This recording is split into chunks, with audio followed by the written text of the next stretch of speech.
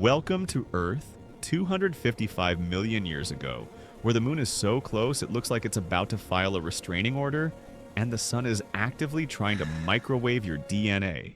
You're standing on Pangaea, a supercontinent that's basically one giant, angry desert, smelling of sulfur and bad decision. Usually the ocean is the place where things with too many teeth wait to turn you into a snack. But in the late Permian, the water was actually the safe option. Why? Because while the sea was just a boring, lukewarm bathtub, the land was a high-stakes survival horror game designed by Mother Nature, who clearly skipped her morning coffee.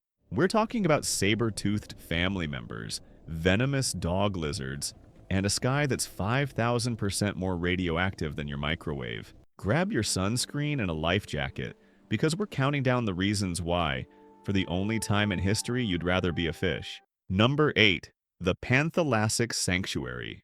You've just taken the plunge into the water and you're probably expecting a Jaws situation, right? A megalodon, a giant squid, something to remind you that the ocean is the ultimate predator's playground. But here's the twist. The Panthalassa Ocean, the single enormous global sea that covered 60% of the planet, was a sanctuary because it was, for lack of a better word, lame. The truly terrifying giants hadn't evolved yet, and the old ones were already dead. That infamous 8-meter helicopterian with the literal buzzsaw for a mouth? Already extinct. Whatever arms race was happening earlier had burned itself out, leaving the ocean immense, deep, and so poorly oxygenated in places that it couldn't support the kind of apex monsters we usually associate with getting eaten. You're swimming in a body of water twice the size of the modern Pacific, and the biggest thing you have to worry about is a 2-meter shark called Haleritis. And even he is mostly interested in squishy little cephalopods. His teeth are built for calamari, not for you. Think of it this way.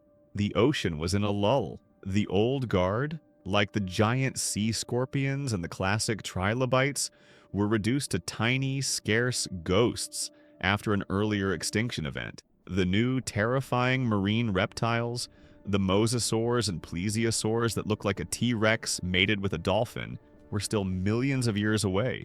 You're basically swimming in a giant, lukewarm bathtub, where the biggest threat is boredom. On land, you're playing Russian roulette with a 6-inch bullet. In the Panthalassa, you're playing checkers with a sleepy goldfish. The water was your safe space not because it was friendly, but because it was aggressively uninteresting. And in the Permian, uninteresting meant alive. Number 7. The first saber-teeth. Okay, you've dried off, and you've made the mistake of stepping back onto Pangaea. The first thing you need to understand is that you are now in the domain of the Gorgonopsids. Forget everything you think you know about ancient predators. These things were not dinosaurs. They were therapsids, which means they are actually more closely related to you than they are to a T-Rex. They are on our family tree, which is a truly horrifying thought when you see what they look like. Imagine a bear but with the speed of a tiger and the head of a nightmare. That's a Gorgonopsid. And the king of this particular nightmare was Innostrancevia.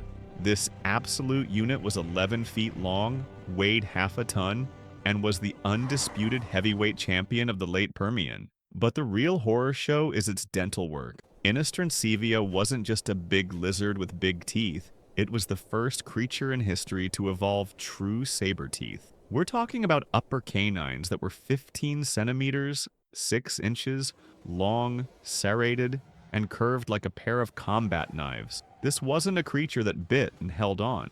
This was a creature that used a terrifying surgical bite and run tactic. It would charge, slash with those massive canines, and then retreat. Why? Because those teeth were designed to cause catastrophic blood loss. It didn't need to wrestle you to the ground. It just needed to tag you once, then wait for you to bleed out in the sulfur-scented dust. But here's the kicker. Recent research suggests these things were likely warm-blooded and might have even had fur. Imagine a fuzzy, saber-toothed bear lizard that can track you for miles because it doesn't need to stop and sunbathe to stay warm. You're not being hunted by a cold-blooded reptile, you're being stalked by a high-metabolism killing machine that looks like your great-great-great-great-great-great-granduncle. Basically, the land was a place where evolution was testing out Mammal 1.0, and the beta version was a literal slasher movie villain. Number 6.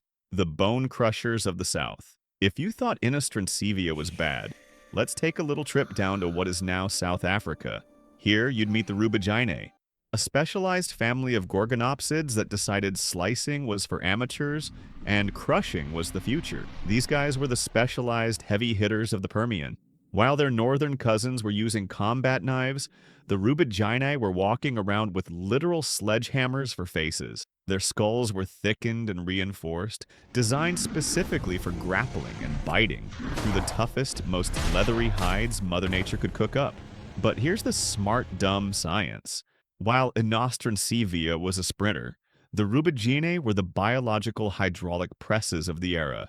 Research into their jaw mechanics shows they had a massive bite force, but more importantly, their skulls were built to withstand the incredible stress of a struggling one-ton prey animal. They didn't just bite, they locked on and pulverized. Imagine a predator that doesn't just want to eat you, it wants to disassemble you. If you were a slow-moving, plate-covered creature thinking you were safe, a Rubaginae would show up and prove that impenetrable is just a challenge, not a fact. Basically, your skeleton is just a collection of crunchy snacks waiting to be processed by a creature that looks like a pit bull mated with a tank. Number 5. The beast heads and biological warfare. Now, let's talk about the Therocephalians, or as I like to call them, the beast heads. These were the weirdos of the Permian, the experimental prototypes that Mother Nature was tinkering with before she settled on mammals. They were incredibly diverse, ranging from tiny insect eaters to large wolf-like predators. But the one you really need to worry about is Eucymbergia. This little guy wasn't the biggest or the fastest, but he was one of the first creatures in history to figure out a terrifying new way to win a fight: chemical weapons. Scientists have found deep pits in the skulls of Eucymbergia that likely housed venom glands connected directly to their teeth. This makes them some of the first tetrapods to use venom to hunt. Imagine walking through the Permian brush and getting a quick, sharp nip from something that looks like a mangy reptilian dog. You think, oh, that's not so bad. And then 5 minutes later, your nervous system starts throwing a tantrum in your honor. You're paralyzed, your heart is doing the Macarena, and Eucymbergia is just sitting there, waiting for the spicy part of the meal to stop moving. It's not just a hunt, it's a war of attrition where your own biology is the enemy. Basically, Mother Nature was testing out poison damage 250 million years before humans invented the concept of a dirty needle. Number 4. Ambush from the reeds.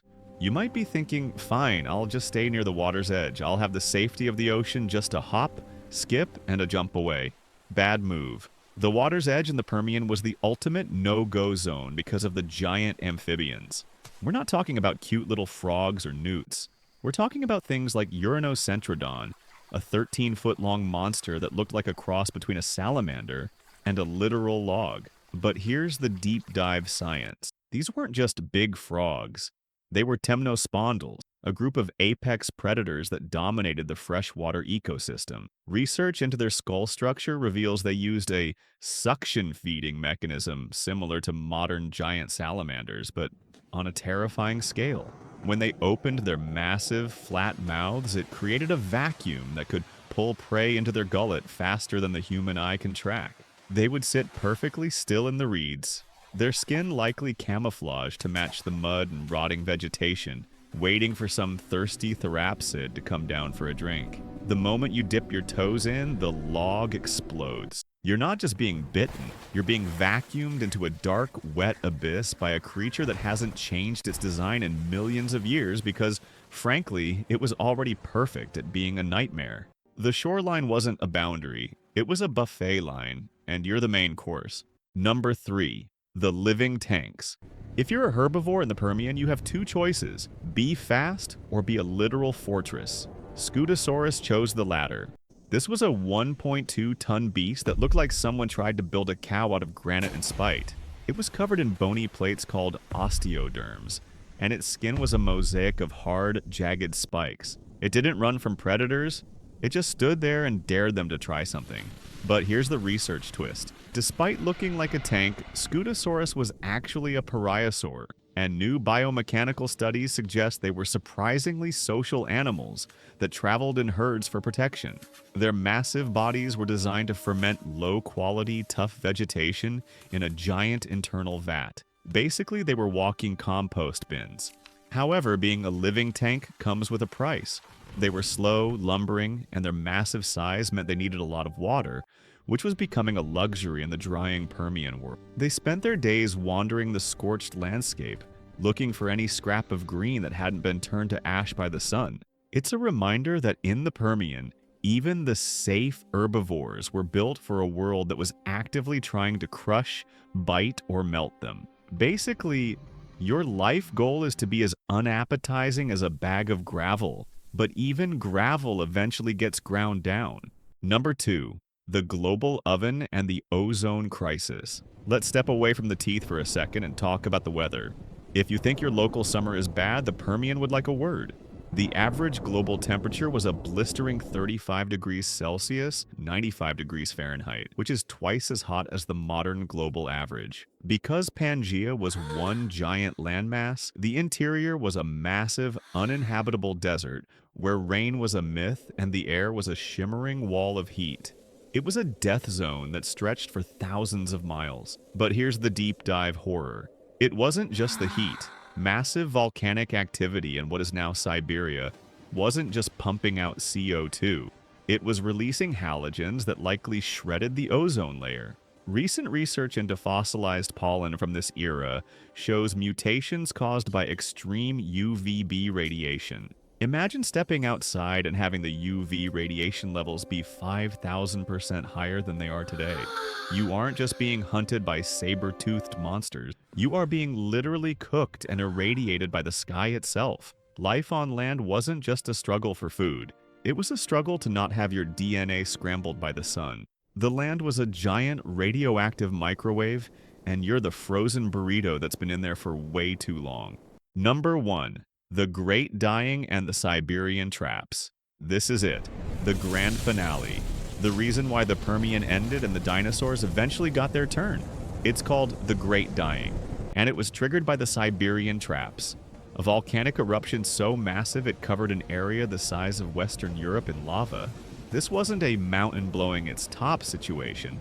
This was the Earth's crust literally unzipping and vomiting fire for 1,000,000 years. The resulting atmospheric collapse was total. Research shows that the massive release of CO2 and methane led to global hypoxia, a lack of oxygen, and acid rain that was probably strong enough to melt your skin off. On land, it was an apocalyptic wasteland. But even in this final horrific act, the water remained a final haunting mercy. While the land was a charred, breathless void, the sea temperatures rose to the heat of a jacuzzi. Sure, it was deadly for the ecosystem, and it eventually turned the oceans into a stagnant, toxic soup. But for a brief moment, it was a warm, quiet grave compared to the screaming hellscape of the land. 83% of all genera vanished, making it the most devastating extinction event in history.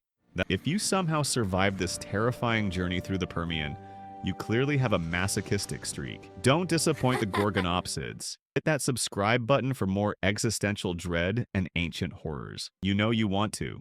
I'll be making similar videos in the future. Subscribe to see them.